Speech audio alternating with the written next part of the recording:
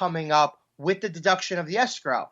Now, it's frustrating for these players because when it comes to stuff like this going on in the world during pandemics and any other health-related problems that come up for them, they take on the full brunt of the responsibility. And a lot of what the players are worried about is where the owners stand in helping them cover what they need to do, both when they're playing and after they play. So we've only seen Artemi Panarin really speak on this yet. Not a lot of NHL players have spoken out about this. A lot of other athletes in other sports have obviously given their input on where they stand in regard to the relationship with the owners and covering stuff like that. But we haven't really seen it as much in hockey. And considering this deduction in escrow is as significant as it is, if it was 5%, if it was 7%, I don't know if this would be as big of a deal. But 20% is a very, very significant increase. And for these players, especially these young players who come in who aren't really making millions of dollars yet, and we see situations similar to this in baseball, having a 50% deduction in salary is significant for them, their families, their living situations, and God forbid anything that should happen to them. And as we've also seen in the past couple of days, reports have come out, as much as 26 NHL players have tested positive for COVID-19 over the course of the last couple of weeks in June. So it's going to be very, very interesting to see what kind of situations or scenarios these players speak out about in the coming days. Now that the sports world is starting to try to resume a little bit, but yeah. So Panarin, he's been outspoken before, hasn't been afraid to speak his mind, and it's been very, very much something of note because obviously he's a New York Ranger, and let's hope he helps the Rangers win a Stanley Cup this year. That'd be great, or in the coming years, so long as he stays healthy.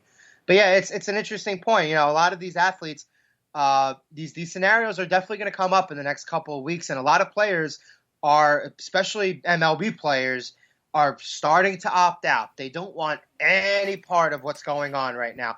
They don't want to take on any more brunt of the loss. They do not want to assume the risks.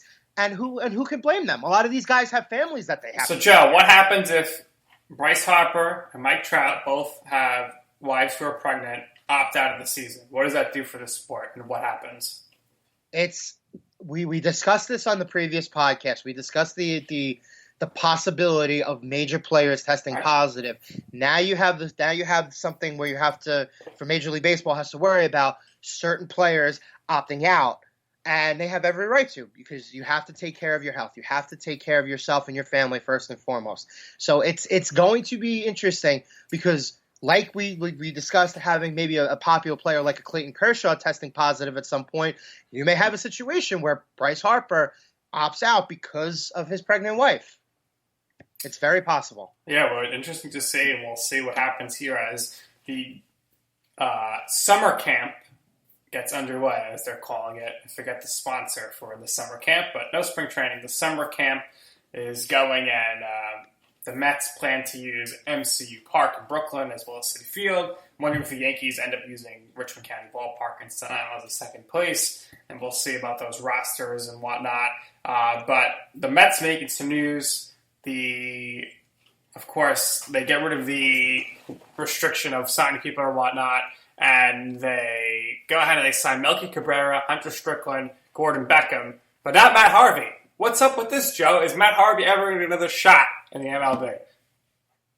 Unfortunately, I don't think so. I think he's worth it. I think he's worth it as a buy low option.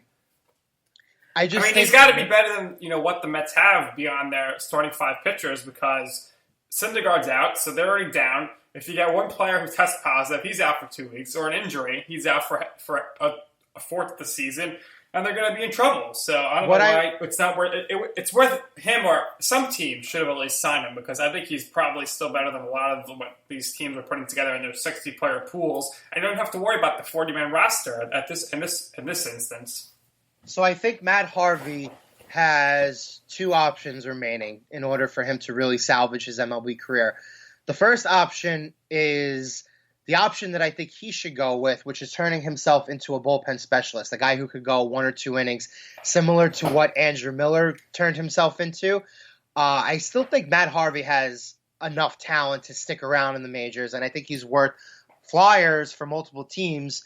And the other way I think he could stay on is if he could just kind of mentally get to the point where he realizes, okay, maybe I'm never going to be as good as I once was, but there's no reason why I still can't contribute and be a back-end starter, a number 5 star for certain teams, and just be the guy who can go out and give you 4 or 5 good innings every 5th outing. And, I mean, he had some good starts in Cincinnati. I don't think he was necessarily bad there. I definitely think that he will get one more chance somewhere. But unfortunately, I think the bridge with the Mets, I wouldn't necessarily say it's been burned, but I just think that's closed off. I don't think that's an option for him anymore. We shall see. I mean, there was rumors by Boomer Esiason that Harvey and his agent Scott Boras had contacted the Mets prior to all this about coming back, and there was some interest, but because of all this, they decided not to. I think the Dark Knight will rise again, but it might have to be in Japan or South Korea to start off, and then we'll take it from there. But the Mets' reasoning apparently for signing Melky Cabrera is they think he could maybe DH. My question for you, Joe, is looking at the San Francisco Giants, they really got nothing to play for this upcoming year. They're pretty bad. They're just trying to rebuild, essentially. Bumgarner's gone. Why not bring in the 55-year-old Barry Bonds to DH, reset his Hall of Fame clock, and see what the guy could do for the team?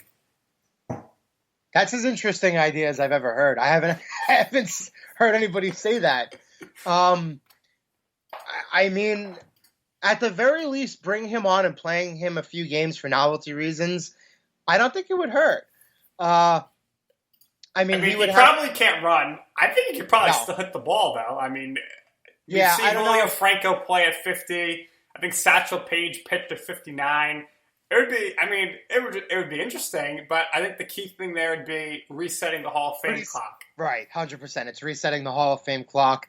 I think that's like the worst case scenario for the baseball writers because obviously a lot of them have agendas on their own, and we've seen them not really give Bonds and Clemens the type of love that I think they really should get because I think they see them primarily as guys who benefited from their errors and taken the performance-enhancing drugs as opposed to the Hall of Fame players that they were beforehand. But yeah, I think for the sole purpose of resetting the clock and resetting the whole frame of Barry Bonds' Hall of Fame candidacy, I think it would work. But one of the big things is that if you bring in 55-year-old Barry Bonds, you can't just put him on the roster. You know what I mean? Like, he's got to at least work for the opportunity to get a chance to get a major league at bat. And I mean, I still think he could do it. I mean, we saw guys like, you mentioned Julio Franco before. That was a pretty good example. I mean, he's no worse than Julio Franco was, right? Bernie Mac did it. I mean, if A-Rod buys the Mets, I think there's a chance he might say, I'm going to play, I need 4 home runs for 700. He could definitely hit 4 home runs over the course of a season, get to 700. But A-Rod and Barry Bonds, they could be laying down a bunt in the last game of the season to lead their teams to third place and forego a big hit, just like Bernie Mac. Rest in peace, Bernie Mac, Mr. 2,999. But it's interesting. I mean, it's just a scenario where it comes up and, we'll have to see what happens. But we just hope, Joe, that there's going to be sports. That's all we can ask for. Yeah, I hope so, too. Rest in peace, Bernie Mac. And A-Rod's kind of in the same boat. I think he finished 4 home runs shy of 700. That could be the next Mr. 3000 type of movie, right? A-Rod coming back. As a player owner. Yeah, you don't think A-Rod could spot DH for the Mets? Absolutely. Of course he could. I mean, he was good in his last full season with the Yankees before they had enough of him and they kicked him out mid-season. Yes, they did. So, very funny stuff. All right, everybody, enjoy your 4th of July. Enjoy the hot dog eating competition. We'll be monitoring the news on everything around the sports world. We'll see if our predictions come right again. For Joe, the soon-to-be birthday boy, I'm Nick Durst, and this has been I'm Right.